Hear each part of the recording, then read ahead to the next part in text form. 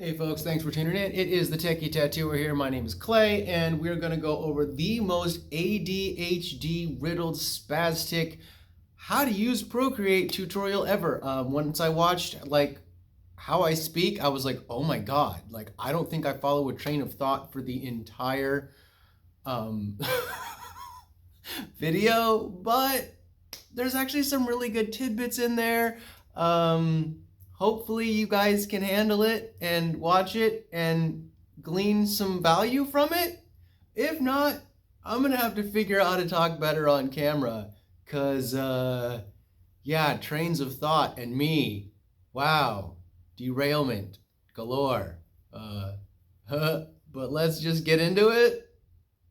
So yeah, here we are, boop, in Procreate, and this is a design I'm working on for a current client, rather a design I just finished for a current client. And so we're just gonna kind of go over how I use the tools, what brushes I use, what features I use, you know, etc., etc.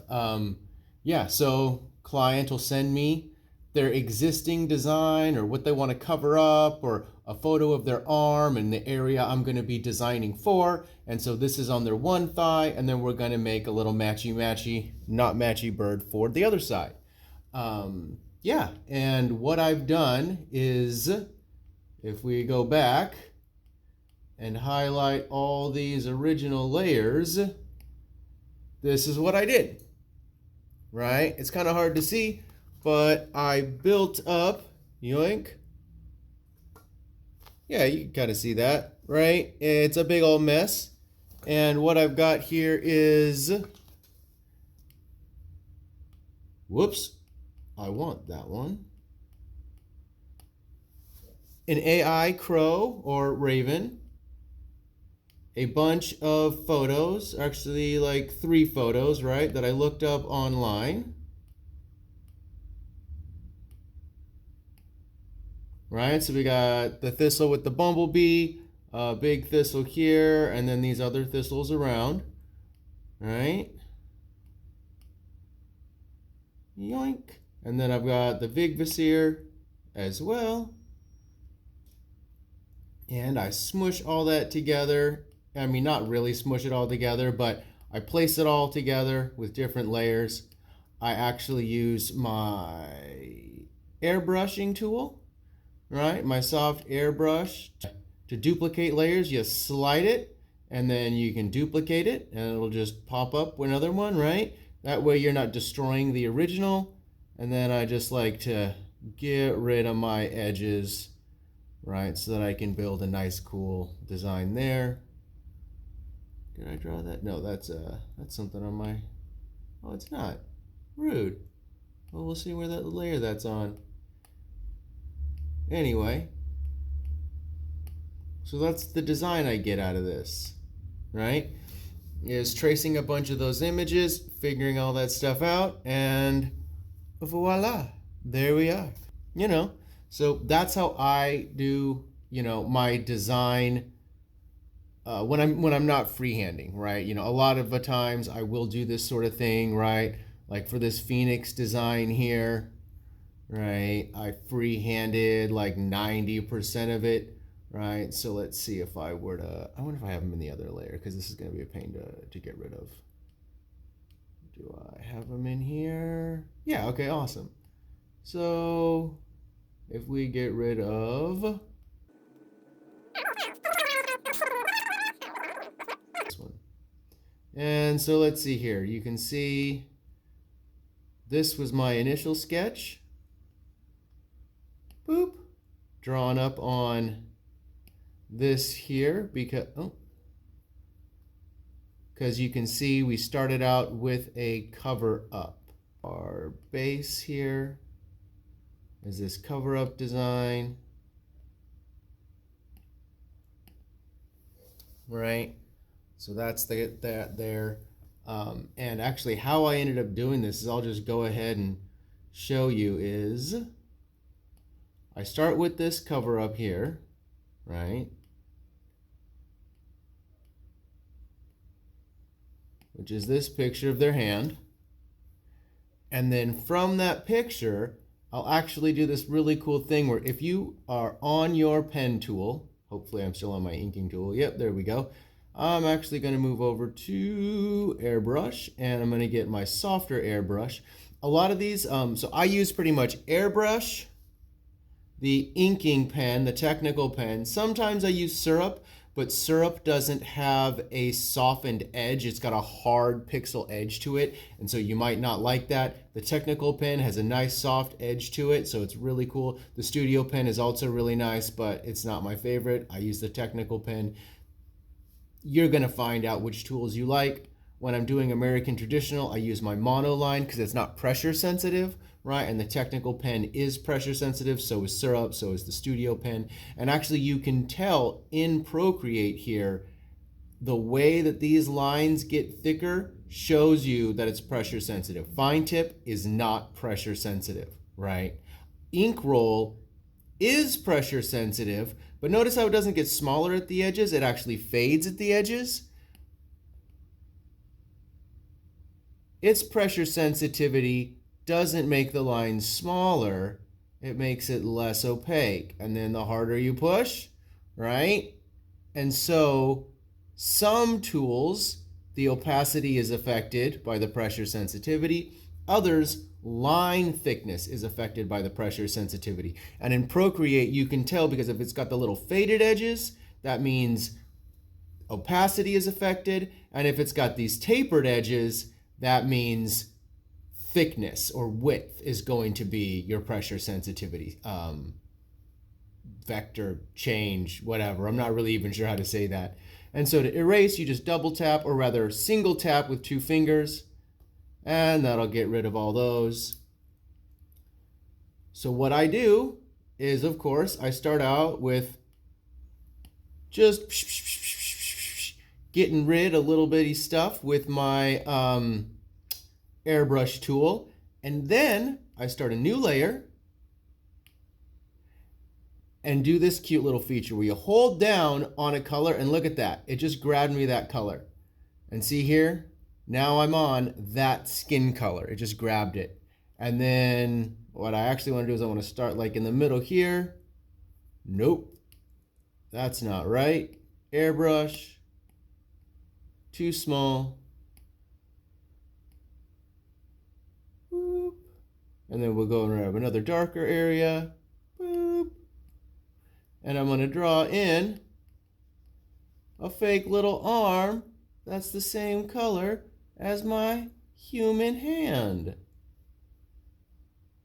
Right? And so that's how I'll draw in that area and kind of fake it out if I'm going to do something bigger, right? And so, you know, obviously I spent more time on that, and that's what I ended up with. I cut the edges all nice and hard, so I've got a nice hard edge once I did the shady shade with the airbrush. And then I just dropped the opacities on these guys, so I've got a nice under layer that's not too dense or not too saturated and won't get in my way. And then I just started by sketching something out that I knew would cover this. Then my next sketch layer ended up being this, right, where I'm refining it down a little bit more. To my pen layer, which ended up being that, right? Ta-da!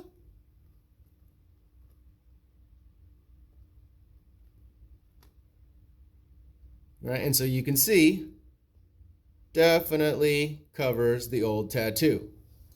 And then because it's like a tattoo client who had a really bad experience, normally I don't do this, right? I decided to go ahead and give them the full-on rendered version so that they could really see what that's like. Your tattoo artist won't do this. I know their mom, so there are some benefits to, you know, it is about who you know in the world. And so that's going to be their cover-up design.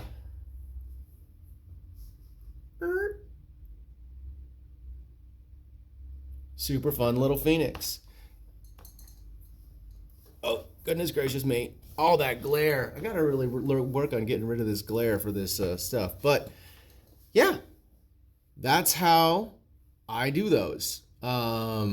There are certain techniques, right, to get all of these things going. As you can see here, this outline layer is the reference layer, and I've placed all of the color layers below that.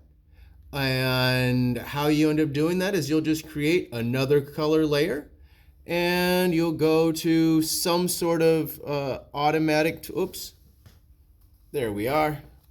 Go to the automatic tool, and then that'll grab whatever layers, or rather whatever sections you want. Now, this is a finicky little tool because, let's say we grab in here, right? And it's gonna grab that entire thing. So you really have to make sure you understand where all your line work is, or sometimes if I'm not getting what I want, I'll actually do like a cheat layer where I'll add a different layer. Let's see, we'll go inking, and I'll just show you how this works, even though this will be a really, really bad example. Whoa. Technical pen. And all right, let's say I've got this little layer right here that I just created. Sorry about kicking that. All right, so I just created that new little tiny layer here. And I'm going to turn it into the new reference layer. You only get one reference layer at a time because it'll confuse the little computer inside and the software. So only one layer gets to be the reference layer. And honestly, that makes sense because it supersedes all the other layers. And it is the layer that will do all the grabbing, right? It will be the outline layer, all that kind of stuff. And here, I'll show you right now what that means. So look, I can go ahead and get rid of this layer, as in you don't see it anymore, but it'll still be active, right? So if I go over here to this old layer that I was going to create my new color on, I can grab, let's say, pink, just so that you can see it. Oh, that's an awful pink. We're going to grab like some real pink, right? Some bright ass pink. And watch this. Yoink! See, we can just drag and drop, and that is the active layer. Undo that with the double tap, and if we drop outside it, as you can see, that layer, that line that I created, is the new barrier line no matter what. So any lines you create on your reference layer are the active borders of your drag and drop areas. It's the active guy. And any way you change it, right? If we make this gigantic, this is the active piece here. And that can be super handy. What I was saying is that if I have some, complicated shape like this, sometimes I will take this reference, we'll go ahead and delete this layer, and we'll duplicate this one. And it doesn't matter which one we use, so forget it, but I'm gonna get rid of this layer so we can't see it anymore. So we're only looking at this one layer. I'm gonna go to black. I'm on my technical pen. And watch, I can take these and complete this shape here, right? See how I've completed that shape now? And now kind of isolated just that head spot, and it's no longer connected, because if I were to drag and drop, now watch. We go reference. We're gonna get a new, there we are. And I'll stick with our pink color. It's super gross, but whatever. Now if I drag and drop, see it's got this edging, but I can use the other outline, right?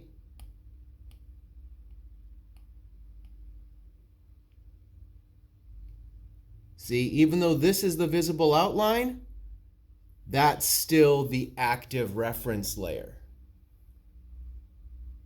And that's a really fun feature, and that's sometimes a way that I will use to cheat, is I will keep the layer that I want visible, but then draw a reference layer that has all the little black lines connected on it, even though that's not aesthetically what I want the client to see. You can use that as a fun little hack, so that you get the nice outlines you want, but you don't have to close everything off on the visible layer and ruin your artwork. Yeah, so that's a fun little way I like to use tools here. There's a million different ways to do it. There's alpha lock for the layer that I need to experiment with that I haven't really tried yet. No, it is most certainly not. So exactly, I don't know how alpha lock works. Don't listen to me. But all of these things, like, they do really cool stuff, and you gotta like learn how to do it. And I'm not sure how to do it all. Combine down and merge down, I have no idea what the differences are. I just use this little smoosh, and it works, right? I don't know if I combined them or merged them just now. I think I merged them because I think combine actually is where they go into a... Yeah, exactly. It's where they're in a new group. They're in a folder section now, right? So if I hold this, I can now move it into that group, right? No, move into the group. There we go, right? And so now these are part of a group, and I can turn their group off and on. And so it's basically like a file folder, and so that can be a little bit convenient sometimes. I never use them, but really that's absolutely what I should be doing, right? Is using that feature and combining down and then dropping all of these into a new group layer, right? But whatever, right? Everybody's got their own workflow. Everybody's going to figure out how they like to use the tool. This is probably a less efficient way to use the tool than it could be. But yeah, that's what I do. Not efficient at all. And so, you know, there's a million different ways to use this tool. There's a million different things we can do.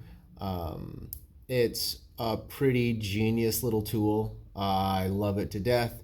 These are just some of my designs. As you can see, I don't use the stacks feature at all. I just have all my designs laid out here in the open. I find that stacks are a little bit annoying, but hey, whatever works. You're gonna figure out how you want to do it, how you like to use your machine. Yeah, that's it, folks. That's just a quick little, this is how I do things in Procreate. Let me know if this camera angle worked a little bit better, because I think it did, because my stupid right arm wasn't in the way most of the time. Let's see if I can keep drawing from here when I am doing other things. Yeah. Well, if you made it this far, you put up with the video, so thank you, Finger Guns, for these guys. No, seriously. Hopefully it was valuable. If it wasn't, right, honestly, if I need to get better at talking, if I need to get better at staying on track, or just even content-wise getting you different stuff, hit me up for it, right? Because like I can show you guys how to make your own brushes. I can show you how to do all kinds of stuff, right? There's a plethora of things that you can do. Plethora, whatever. There's a whole buttload of stuff you can do with Procreate and Procreate tools for just creating them on your own. And yeah, you know, creating your own color palettes and all this kind of stuff. And it's really cool. So I love the tool, and I would love to share with you what I know. But again, I'm not sure what's going to be useful for y'all. So, yeah, like, comment, subscribe, and let me know what, is going to be useful to, I said that. Yeah. Okay. Bye.